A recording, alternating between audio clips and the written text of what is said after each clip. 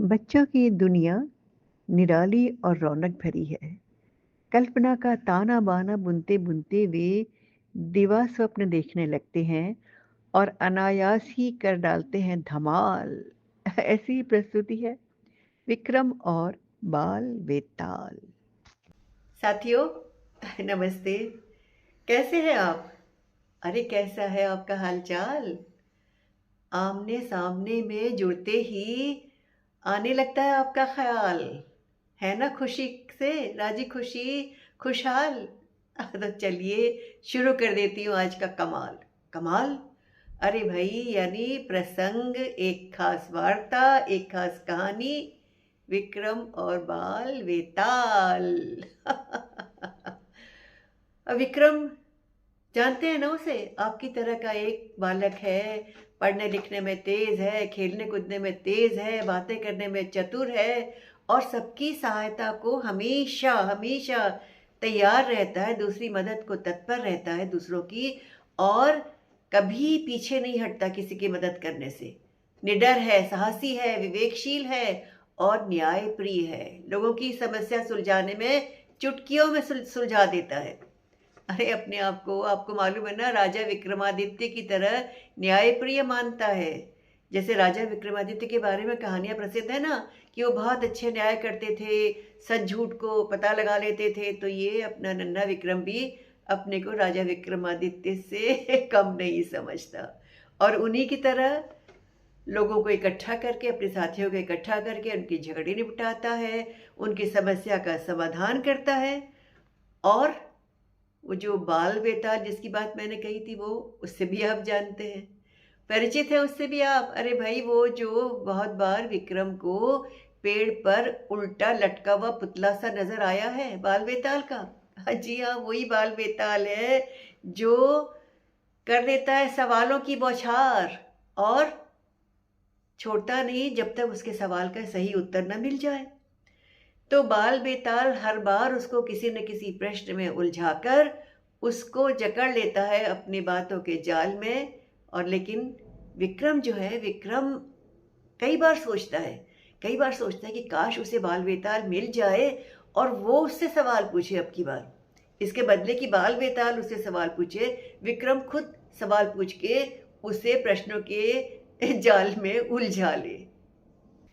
हाँ, पता है क्या हुआ है? जब से नन्हा बेताल विक्रम से मिला है, विक्रम हमेशा गणित और विज्ञान के प्रश्नों का हल खोजने में लगा रहता है। न मालूम कब मिल जाए बाल बेताल, कोई सवाल पूछ डाले तो तुरंत उत्तर उसका आना चाहिए भाई विक्रम को। और वो और क्या करता है, अपने साथियों को, अपनी टोली के साथियों को भी इकट्ठा कर कर उन पर प्रश्नों की बौछार फेंक देता है, बौछार डाल देता है, और उनसे कहता है भैया अपने दिमाग को चुस्त रखो। खेल के मैदान में तो खास तौर पे नुक्ते देता है, विज्ञान के नुक्ते देता है। कहता है कि देखो, न्यूटन का सिद्धांत समझ लो, हर क्रिया के विपरीत क्या होगी? प्रतिक्रिया होगी। तो तुम क्या करो, अगर बॉल को तुमने वापस उछालना है तो उसे उछाल कर भेजो, तो वो उछल कर जाएगी। सीधी मारोगे तो सीधी जाएगी। और अगर आपने चकमा देना है अपने विरोधी खिलाड़ियों को, तो आप क्या करो, आखिरी आखिरी क्षण में बल्ले का जरा सा किनारा जो है घुमा दो, और फिर उन्हें पता ही नहीं लगेगा आपने किनारा किधर घुमाया, और आपकी बॉल जो है लुढ़कते हुए दूसरी ओर कहाँ निकलेगी। तो इसमें क्या है, न्यूटन का सिद्धांत तो है। कैच लेना हो तो क्या करोगे? कैच लेते समय तेजी से गेंद आ रही है तो आप उसे पकड़ते हुए अपना हाथ गेंद की गति की दिशा में पीछे को ले जाओगे। तेज गेंद करनी है तो तेज दौड़ोगे। तो ये सारे गति के नियम के आधार पर सब चीज़ें हो रही हैं। आपको अपनी बुद्धि को पैना रखना है, बुद्धि को निखारना है, और कहीं रेखा गणित का भी सवाल जो है वो अपने दिमाग में रखना है कि जितने कोण से, जितने अंश के कोण से बॉल और बल्ले के बीच का कोण बन रहा है, उतने ही अंश से वो विपरीत दिशा में जाएगी। तो ये सारी बातें समझाते हुए भी वो सोचता कि काश अगर उसे बाल बेताल मिल जाए तो इस बार वो पूछेगा कि वो क्या करे कि कैसे अच्छा गेंदबाज बन जाए। उस दिन विक्रम बहुत खुश था। उसने खूब रन बनाए थे और खूब पिटाई की थी गेंद की अपने बल्ले से, और बल्ले को पटकता हुआ जा रहा था। और सोच रहा था मन ही मन कि गेंद बेचारी आज बड़ा पिटी है, चुपचाप से बस्ते में मुंह छुपाए पड़ी हुई है, कोई भी उसकी हरकत नज़र नहीं आ रही है। और वो मुस्कुरा ही रहा था और जा रहा था, तभी अचानक से क्या हुआ, अपनी धुन में था, एक आवाज़ आई, जल्दी में हो, आज तुम्हारे बल्ले ने तो तबाही मचा दी, इसीलिए इतने खुश हो, मुझे भी अनदेखा करके जा रहे हो। अरे ये तो बाल बेताल जी की आवाज़ है। बल्ले बल्ले बाल बेताल जी, बल्ले बल्ले बेताल जी, बल्ले बल्ले बेताल, अरे बल्ले बल्ले नहीं, बल्ले बल्ले नहीं, नमस्ते नमस्ते बेताल जी, मेरी तो बल्ले बल्ले हो गई। मेरे कहने का मतलब था बल्ले बल्ले हो गई, आपसे मुलाकात हो गई। और मैं कब से आपको याद कर रहा था और सोच रहा था कि अब की बार मैं आपसे सवाल करूंगा, आप जवाब देंगे, आपके सवालों में मैं नहीं उलझूंगा। लेकिन आप हैं कहाँ? ऊपर नजर उठाई, ओहो, आज फिर आप उल्टे लटके हैं बच्चा बेताल जी। आपको कलाबाजी का ज़्यादा शौक है क्या, या ये कोई ख़ास किस्म का योगासन है जिसको करके आप अपनी ताकत बढ़ा रहे हैं? अरे भाई, कभी हम आम इंसानों की तरह सीधे साधे भी तो रहा कीजिए। गुस्सा आ गया बाल बेताल को, और उल्टे उल्टे लटके उसने क्या कहा, रुक जाओ, अपनी ज़बान को लगाम दो। मैं ना तो आम आदमी हूँ, तुम आम कह रहे हो, आम नहीं हूँ मैं, और न मैं आदमी हूँ और न मैं बच्चा हूँ। ध्यान रखो, मैं आम नहीं, खास हूँ, इंसान नहीं, बेताल हूँ, और बच्चा नहीं, बाल बेताल हूँ। बच्चा बेताल नहीं, बाल बेताल हूँ। इतनी मुलाकातें हो गई और तुम अभी तक मुझे पहचान नहीं पाए, समझ नहीं पाए। मैंने सोचा था तुम अक्लमंद होगे, समझदार होगे, और इसीलिए मैं तुमसे दोस्ती रखना चाहता था, पर तुम तो बेअक्ल निकले। विक्रम तुरंत बोला, नहीं नहीं बाल बेताल जी, मैं तो आपको अच्छी तरह पहचानता हूँ, अक्सर याद करता रहता हूँ, पर मैं किसी से ना आपके बारे में चर्चा नहीं कर सकता, क्योंकि और किसी ने आपको देखा ही नहीं है। और अगर मैं लोगों से कहूँगा कि एक बाल बेताल मैंने देखे हैं जो पेड़ पर उल्टे लटके रहते हैं, सवाल पूछ कर मेरा ही कचूमर निकाल डालते हैं, तो वे सब मेरा मजाक उड़ाएंगे, मेरा मखौल उड़ाएंगे। अब तुम्हारा नहीं, तुम्हारी विक्रमगिरी का मैं मखौल उड़ाऊंगा। किसने कहा? बाल बेताल ने। विक्रमगिरी? ये क्या होती है बाल बेताल जी, विक्रमगिरी क्या होती है? विक्रमगिरी क्या होती है? तुम राजा विक्रम को मानते हो ना, तुम उसको अपना गुरु मानते हो और सोचते हो कि तुम भी उसी की तरह न्यायप्रिय हो, तुम भी उसी की तरह लोगों की मदद करते हो। बिल्कुल बिल्कुल, विक्रम ने कहा। तो भाई, मैं देख नहीं रहे हो, इतनी देर से उल्टा लटका हूँ, परेशान हूँ, और तुम मुझे सीधा करने की कोई कोशिश नहीं कर रहे, मेरे पास नहीं आ रहे, मुझसे मिल नहीं रहे हो, और भौचक्का होकर मेरा मुंह क्या ताक रहे हो? देखते नहीं मैं कितने कष्ट में हूँ, कितने परेशानी में हूँ। अरे अरे अरे, बेताल जी, बाल बेताल जी, माफ़ कीजिए, माफ़ कीजिए। मैंने सोचा ये उल्टा लटका रहना आपकी आदत है, आपकी फितरत है, आपको अच्छा लगता है। मैं अभी ऊपर आता हूँ, अभी ऊपर आता हूँ और आपको तुरंत सीधा करता हूँ। कहते ही लपक कर चढ़ गया, कहाँ? पेड़ पर। कौन? विक्रम। और वहाँ पहुँच गया बाल बेताल के पास में, और उनको पकड़कर जैसे ही सीधा करने लगा, क्या हुआ? जैसे ही नन्हे विक्रम ने उस पुतले को सीधा करने की कोशिश की, उस पर हाथ लगाया, उसको उठाया, हिलाया, अचानक से क्या हुआ कि वो उछल कर नन्हे विक्रम की पीठ पर सवार हो गया और अपनी दोनों टांगों से उसकी गर्दन को जकड़ लिया। वाह वाह वाह, बड़े दिनों बाद मिले हो दोस्त, तुमसे गले मिल लूं, अच्छी तरह गले मिल लूं करके उसने अपनी टांगों को गर्दन में और जकड़ना शुरू किया। अरे तुम गले कहाँ लग रहे हो, तुम तो मुझे मेरे गले पड़ गए हो। अरे भाई, छोड़ो छोड़ो छोड़ो अपनी टांगों से मेरी गर्दन को, इतनी जोर से मत झकझोरो कि मैं दर्द के मारे पागल हो जाऊंगा, दर्द के मारे मेरा सत्यानाश हो जाएगा, मेरी गर्दन टूट जाएगी। हाँ, इतने डरपोक, इतने कमजोर निकलोगे?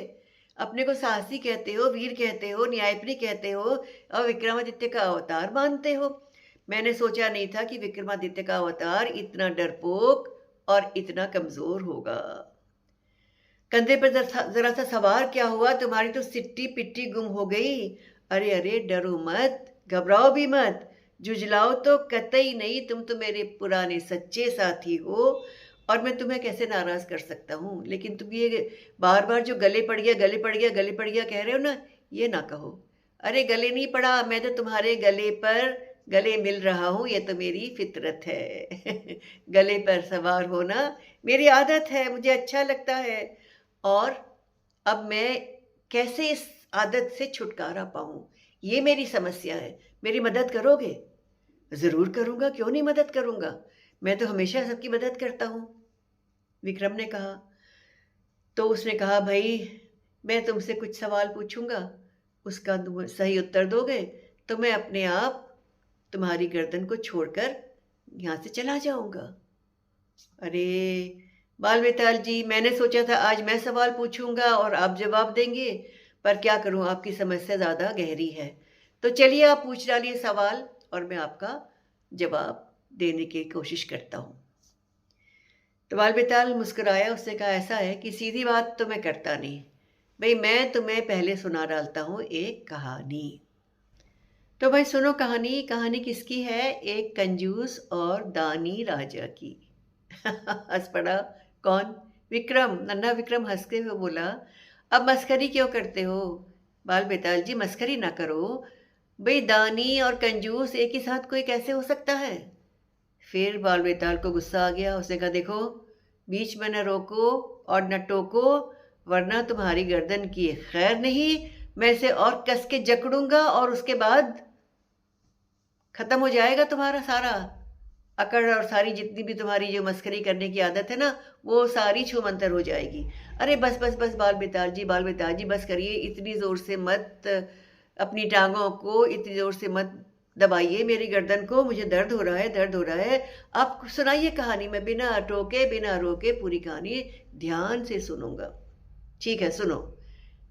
किसने कहा? बाल बेताल ने। एक था राजा, कंजूस, इतना कंजूस मक्खी चूस, और उसके राज्य में एक आचार्य जी थे, जिन आचार्य जी के ज्ञान पर वो बहुत ही प्रसन्न हो गया। एक बार इतना प्रसन्न हुआ, उसने घोषणा कर दी कि मैं अपने राज्य में नदी के किनारे जो मंदिर है, उसके पास की एक तिकोनी ज़मीन का टुकड़ा आचार्य जी को दान में देता हूँ। घोषणा हो गई। सारे दरबारी, सारे लोग हैरान कि अरे भाई इतना कंजूस राजा जिसने इतना बड़ा दान दे दिया, जमीन का टुकड़ा दे दिया जिसमें उसके प्राण बसते हैं। सबने भूरी भूरी प्रशंसा की राजा के दान की, और आचार्य जी तो मन ही मन फूल कर कुप्पा हो गए कि आज जो है उन्होंने इतनी कृपा पाई महाराज की, और वो खुशी खुशी गदगद होकर प्रसन्न चित्त अपने घर पहुंच गए। आचार्य जी की पत्नी बड़ी विदुषी थी, बहुत अक्लमंद थी, और जब उसने आचार्य जी को इतना खुश प्रसन्न देखा, तो उसने पूछा आज क्या बात है, आज आप इतना खुश क्यों हैं, क्या हुआ है? आचार्य जी गदगद गदगद गदगद। उन्होंने खुश होते हुए कहा, आज मुझे हमारे राजा जी ने दान दिया है। दान? और राजा ने? उसकी पत्नी की आंखें खुली की खुली रह गई। आचार्य जी की पत्नी को अपने कानों पर विश्वास नहीं हुआ। उसने कहा कंजूस राजा दान कर गया। उसने आचार्य जी से कहा कि आप मुझे शब्दशः यानी वही शब्द बताइए, वही शब्द दोहराइए जो राजा ने घोषणा की थी।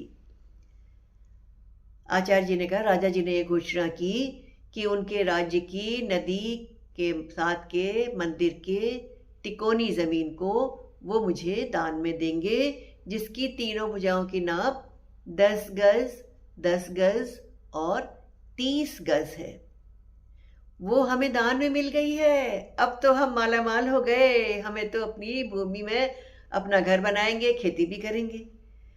आचार्य जी की पत्नी की भौएं सिकुड़ गई, माथे पर बल पड़ गए ये सुनते ही, तीनों भुजाओं का नाप सुनते ही, और वो बोल पड़ी निराशा से, हताशा से बोल पड़ी, ये कैसा दान किया राजा जी ने, ये दान में तो उन्होंने अपनी कंजूसी दिखा दी, दुनिया की नज़रों में दानी, और कर गए हमारे साथ बेईमानी।